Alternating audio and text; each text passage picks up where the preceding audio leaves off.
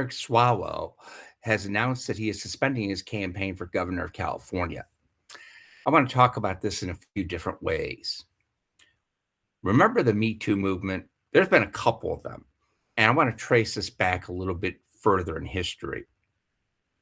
Gary Hart, he commits his situation, and what happens is he gets forced out of the race. That's it. Case closed.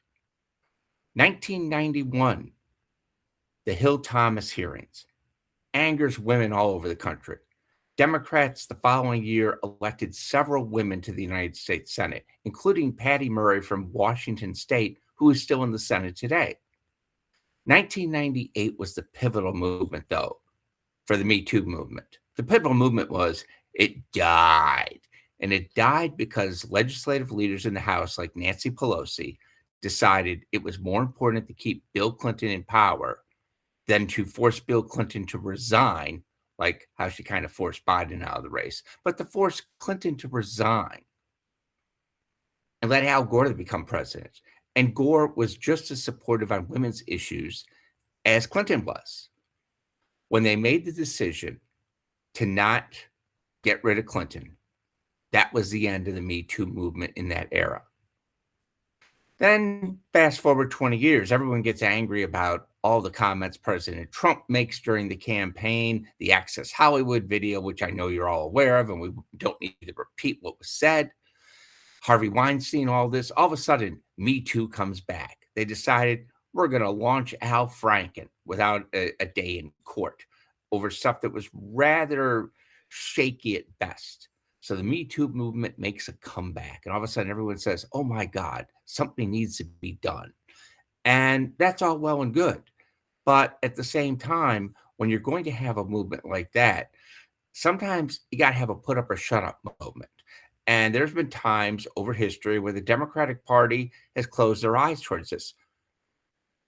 Mr. Swalwell has a history of this type of behavior that people chose to see and hear and ignore.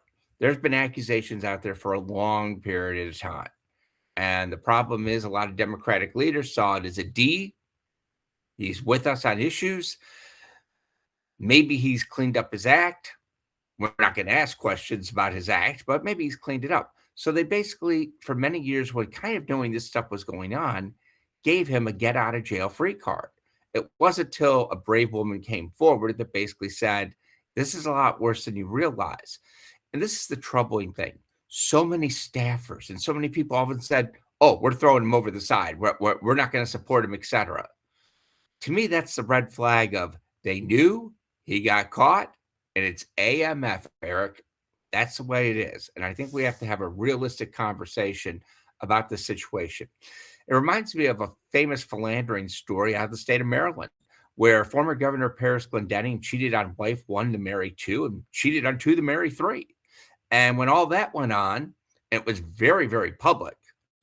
No Democrat stood up saying, you know what, that's kind of inappropriate, especially all the circumstances went on, especially 6 months after the shotgun wedding when his daughter was born. Now, you may feel that this is terrible things to say, et cetera, but I kind of have a high standard on some of this stuff. And my wife and I have a policy. I cheat, I die, and I'm good with that.